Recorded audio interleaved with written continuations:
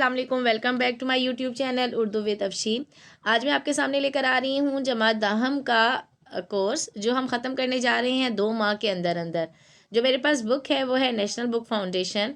आपको पता है कि सब कुछ तमाम का तमाम 9th-10th का कोर्स एसएलओ बेस हो चुका है। तो हम जो बुक आज पढ़ना शुरू करेंगे वो है नेशनल बुक फाउंडेशन। हम मुसन्निफ़ को पढ़ेंगे और मुसन्निफ़ के साथ साथ हम जानेंगे कि उन्होंने इस सबक में क्या तहरीर किया है। तो चलते हैं इसके सबसे पहले सबक की तरफ। सबसे पहला सबक है प्रोफेसर मिर्ज़ा मोहम्मद सईद। खाका है बेसिकली प्रोफेसर मिर्ज़ा मोहम्मद सईद का, और इसके जो लिखने वाले हैं वो हैं शाहिद अहमद देहलवी।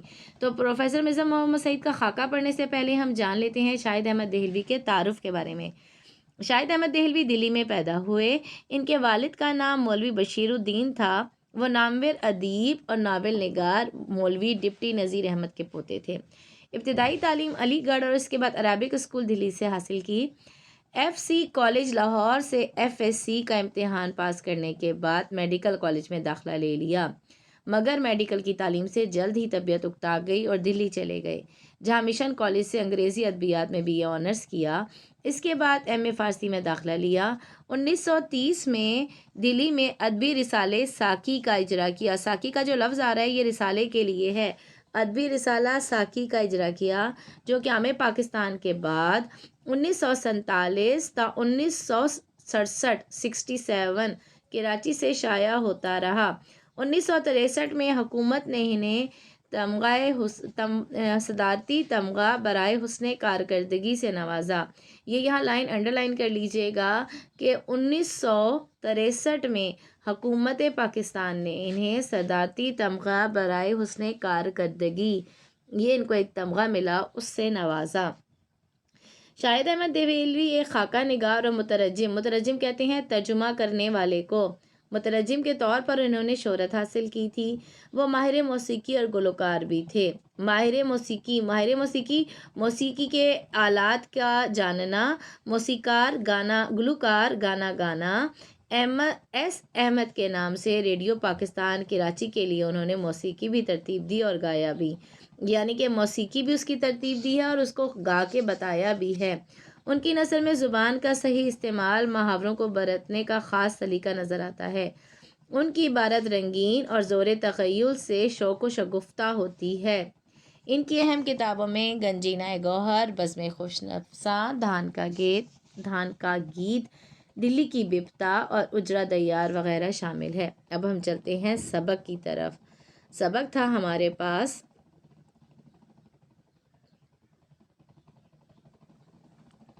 प्रोफेसर मिर्ज़ा मोहम्मद सईद। जी, तो प्रोफेसर मिर्ज़ा मोहम्मद सईद है, और इसके पैराग्राफ को अगर हम देखें तो पैराग्राफ में लिखा हुआ है, सुबह अखबारों में ये ख़बर पढ़कर दिल धक से रह गया कि प्रोफेसर मिर्ज़ा मोहम्मद सईद का आज सोइम है। सुबह अखबारों में यानी अखबार के ज़रिए उन्हें पता चल रहा है कि मिर्ज़ा मोहम्मद सईद वफ़ात पा चुके हैं, और जिस दिन उन्होंने ख़बर पड़ी है उस दिन उनका सोइम है। उसके बाद उन्होंने क्या लिखा है कि इतना खामोश ज़िंदगी खामोश मौत, यानी खामोश ज़िंदगी गुजारी और इतनी आसानी से इतनी जल्दी दुनिया से रुखसत हो गए। मिर्ज़ा साहब की अलालत मिजाज, अलालत कहते हैं बीमारी को, मिजाज कहते हैं तबीयत को। आपकी तबीयत की ख़राबी या मर्ज़ुल मौत, मर्ज़ का मतलब है बीमारी, मर्ज़ मौत का मतलब है मौत का, वो मर्ज़ जो आपको मौत की तरफ ले जाए की इतला इससे पहले कहीं नहीं मिली थी। हद ये है कि परसों वो रहलत फरमा गए और इनके सैकड़ों दोस्तों कदरदानों को इस सानिया इर्तिहाल अफसोस ना खबर मौत का वाक़या, सानिया इर्तिहाल की खबर तक ना हुई। अफसोस इतना बड़ा साहिब कमाल हमसे उठ जाए और उसकी सनाउनी कहते हैं मौत की खबर को, उसकी मौत की खबर हम तक ना पहुँचे, उसके कदरदानों तक ना पहुँचे। ठीक है, आगे चलते हैं। बेखबर हैं हम लोग ज़िंदा कौमें, वो अपने आप ही को कह रहे हैं कि हम लोग इतने बेखबर हैं कि हमें पता ही ना चला। ज़िंदा कौमों का ये शार होता है कि वो अपने अहले कमाल से गाफिल हो जाएं, ऐसी गफलत मुजरिमाना होती है। اب وہ اپنے آپ کو مخاطب کرتے ہوئے کہتے ہیں کہ ہم زندہ قوم ہیں، ہم اپنے ہی اہل کمال لوگوں سے غافل ہو گئے ہیں۔ یہ غفلت کوئی عام بات نہیں بلکہ مجرمانہ ہے، اتنی بڑی غفلت ہے کہ اس سے ہمیں بہت بڑا نقصان ہوگا۔ کیا نقصان کہ ایک صاحب کمال ہمارے پاس سے چلا گیا اور ہمیں اس کا پتہ ہی نہ چلا۔ شاید ہماری غفلت ہی کی سزا ہے کہ مرزا غالب یوں ایک ایک فوراً یک اچانک ہم سے چھین لیا۔ اچھا، اب یہ جو لائن میں پڑھنے جا رہی ہوں، عالم کی موت عالم کی موت ہوتی ہے، اس لائن کو انڈر لائن کر لیجئے گا۔ موسٹ امپورٹنٹ لائن ہے۔ اب اس کا مطلب کیا ہے؟ اس کا مطلب یہ ہے کہ جب کوئی صاحب کمال، عالم مطلب علم رکھنے والا انسان، جب کوئی علم رکھنے والا انسان دنیا سے رخصت ہو جاتا ہے تو اس کی وفات کے ساتھ اس کا علم بھی اٹھا لیا جاتا ہے۔ کیوں اٹھا لیا جاتا ہے؟ کیونکہ اس کے علم سے لوگوں نے اگر فائدہ نہیں اٹھایا تو اس کا علم اس کے ساتھ ہی دفن ہو جائے گا، وہ آگے ٹرانسفر تو ہوا ہی نہیں۔ اسی لیے کہا جاتا ہے کہ عالم کی موت عالم کی موت ہوتی ہے۔ ایک ایسا انسان جو علم و ادب والا ہے، اگر وہ معاشرے سے چلا جاتا ہے تو معاشرے میں خلا پیدا ہو جاتی ہے جسے کوئی پر نہیں کر سکتا۔ اگر میں اسی کا آپ کو حوالہ دوں تو ایک اور ارشاد نبوی ہے کہ عالم کی عابد پر فضیلت اتنی ہے جتنی میری فضیلت تم میں سے عام مسلمانوں پر۔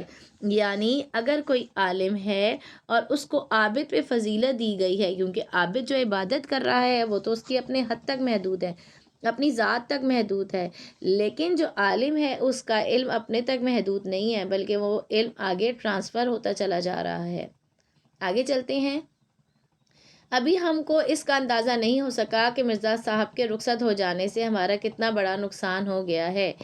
اب ان کی عدم موجودگی، عدم کا مطلب ہوتا ہے نہ ہونا، عدم موجودگی ان کا موجود نہ ہونا، ٹھیک ہے۔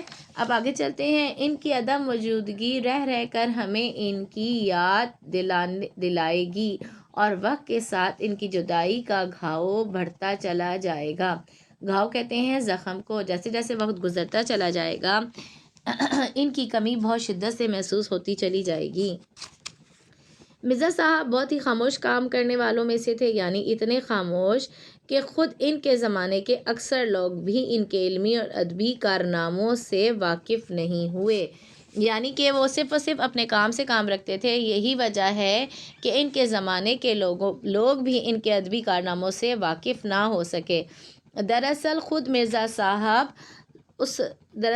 مرزا صاحب شہرت سے گھبراتے تھے، پبلک پلیٹ فارم لوگوں کے سامنے آنا پسند نہیں کرتے تھے، کام کرتے تھے ستائش کی تمنا صلے کی پرواہ سے بے نیاز ہو کر۔ اچھا، اب اگر جو وہ کام کر رہے ہیں، انہوں نے جو کام کیا انہوں نے کبھی نہیں سوچا کہ میرے کام کو سراہا جائے، میرے کام کو چاہا جائے یا میری تعریف کی جائے، بدلے میں مجھے انعام و اکرام دیا جائے۔ وہ صرف اور صرف اپنے لیے، اپنی تسکین کے لیے کام کرتے تھے، اس لیے کہ انہیں کام کرنا ہوتا تھا۔ فرمائشی کام انہوں نے ساری عمر نہیں کیے۔